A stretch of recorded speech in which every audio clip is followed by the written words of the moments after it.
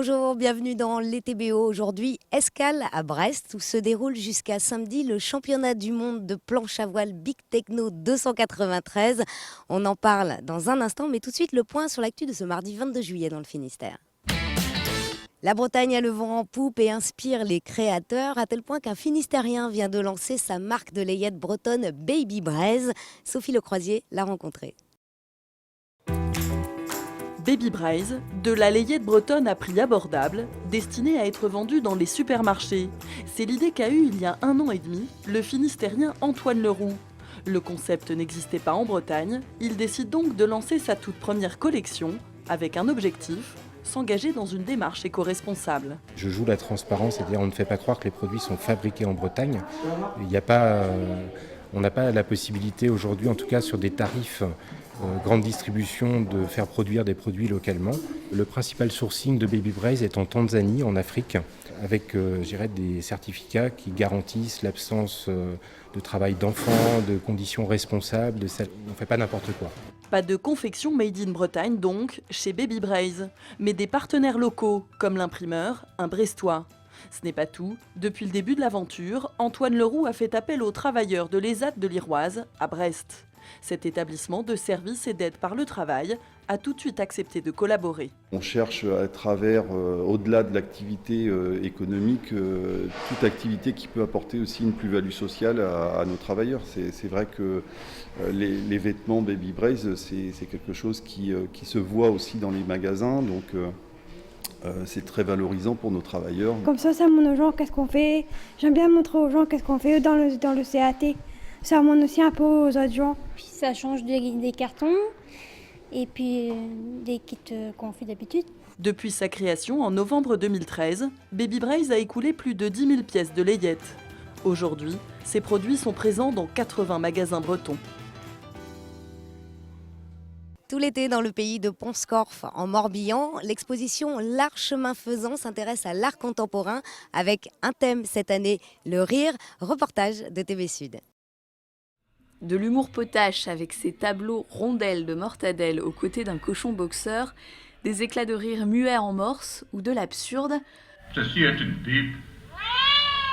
Le rire, thème de la 16e édition de l'Art Chemin Faisant, nous rappelle que oui, l'on peut s'esclaffer devant des œuvres d'art.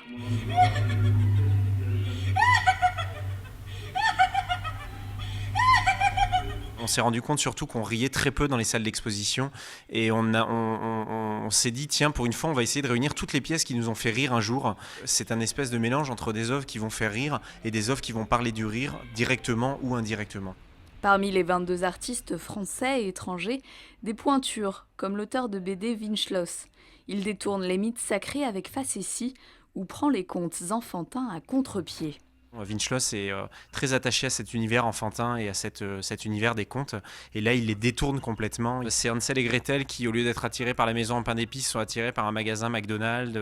On a Jack et le haricot magique qui va se faire avaler par la turbine d'un avion en réaction. Avec une quarantaine d'œuvres exposées dans 13 lieux de Pont-Scorff, l'art chemin faisant nous conduit sans transition d'un comique à un autre, de l'humour noir de Windschloss au rire jaune dans le manoir de Saint-Urchaud.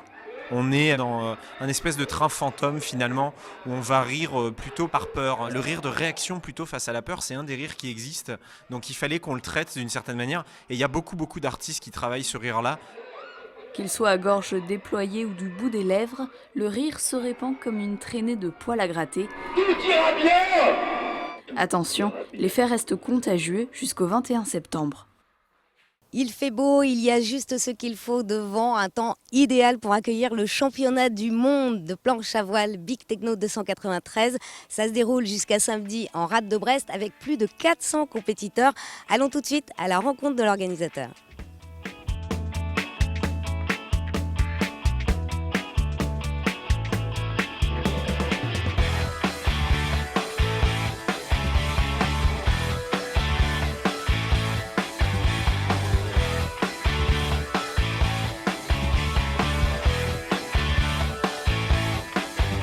Et nous sommes avec le commissaire général de ce championnat du monde de planche à voile jeune, Olivier Graal, bonjour. Bonjour. Alors pouvez-vous nous dire déjà pourquoi le choix de Brest pour ce championnat du monde ?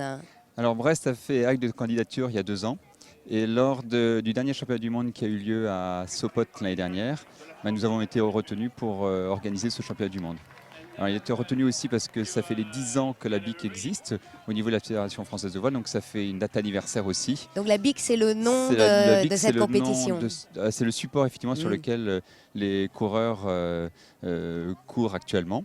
Et c'est en plus c'est une planche française fabriquée à Vannes, donc effectivement il y avait un côté, je dirais, franco-français dans l'histoire, quoi. Ça se déroule jusqu'à samedi sur la rade de Brest. Combien de compétiteurs sont présents? Combien de nations sont représentées? Alors il y a 430 compétiteurs qui sont présents. Donc c'est la plus grosse manifestation jamais faite sur le même support. Et ça représente plus de 30 nationalités différentes. Et combien de Bretons, de Finistériens, même de Brestois dans cet Alors, effectif? Brestois, on est une quinzaine, donc il y a 15 Brestois qui sont inscrits. Des Bretons, il y en a aussi, de Fouesnant, qui peuvent jouer vraiment leur carte aussi pour un titre mondial. Et puis aussi, la Bretagne est riche en coureurs, donc on en a aussi du côté de la Mouette-Synagogue, donc qui peuvent aussi concourir dans les bonnes places. C'est un championnat jeune, ça concerne les moins de 20 ans. Il y a plusieurs catégories représentées. Alors, il y a 3 catégories représentées, les 13-14 ans, donc on appelle ça les U15. Et on a aussi les U17, c'est la deuxième catégorie, les 15-16 ans. Et on a les 17+. Alors concrètement, il y a des courses tous les jours sur la rade de Brest. Comment ça se déroule, hein? Oui, alors il y a des manches, on appelle ça effectivement des manches qui sont organisées tous les jours. En fonction du vent, on retarde plus ou moins le départ pour que les conditions soient agréables pour tout le monde, pour les coureurs. Parce que s'il y a peu de vent, on appelle ça faire du pumping. Donc là, ils sont obligés de travailler vraiment à côté physique. Et donc on limite le nombre de manches quand on est obligé de faire ce travail-là parce que c'est très très physique, effectivement. Alors côté météo, justement, il fait un temps magnifique sur la rade de Brest. Oui. Est-ce qu'il y a assez de vent pour les compétiteurs? Pas trop pour l'instant, donc c'est bien parce que le beau temps s'installe, donc on va avoir, on appelle ça les phénomènes thermiques, c'est-à-dire que dans la journée le vent va monter et du coup on va courir, il faut pouvoir courir dans de bonnes conditions avec du soleil et du vent. Mais c'est vrai qu'il faut être un peu patient, c'est parce que ce sera plutôt en fin de journée que tout va se faire et non pas vers 13-14 heures comme on l'aurait espéré, mais bon. Au-delà de l'aspect sportif, il y a aussi de nombreuses animations qui sont prévues pour le grand public ici au village. Oui, alors on a eu effectivement dimanche les planches sur foil et les kites sur foil qui ont fait une démonstration. Après, on a ici nos crêpières qui travaillent à fond. Et sinon, en termes de démonstration pure, on va avoir le flyboard. C'est avec un jet ski, on peut monter à 2-3 mètres de hauteur et qui seront présents jeudi et vendredi. Quel est le meilleur endroit pour profiter du spectacle sur ce championnat? Près du village, bien évidemment. Et puis après, près des pontons. Là-bas, on se rapproche des 3 ronds. Donc ce sera bien pour voir on appelle ça les flottes, courir dans la rade. Merci, Olivier. Je vous en prie. Merci.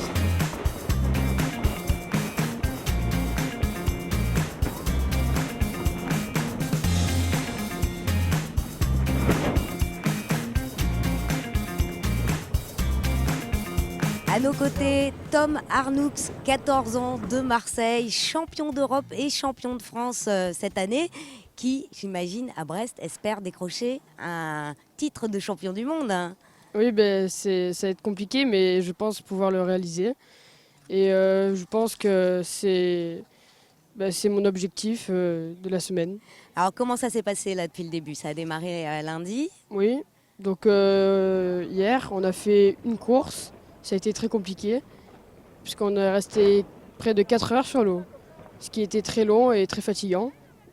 Et quand ils nous ont envoyés sur la course, c'était très dur et très épuisant. Et pour quel résultat? 4e. Et donc la suite, ça se présente comment? Plutôt bien aujourd'hui, car il va y avoir du vent. Et c'est plutôt mes conditions favorites. Et je pense pouvoir faire une meilleure place aujourd'hui. Alors vous naviguez tous sur les mêmes planches, à armes égales. Qu'est-ce qui, selon toi, va faire la différence? Le gabarit, la technique et la tactique. C'est les 3 trucs les plus importants.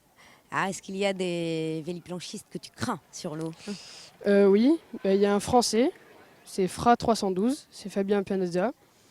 Il y a un Israélien qui est assez petit et assez fin.